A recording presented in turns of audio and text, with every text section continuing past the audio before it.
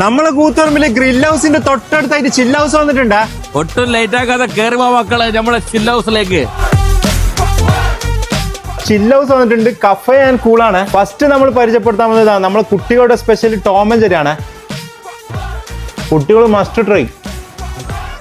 ബർഗറിൽ ഇവിടെ സ്പെഷ്യലായിട്ട് 2 ഐറ്റംസ് ഉള്ളത്, ചിക്കനും അതുപോലെ സിംഗറുമാണ്.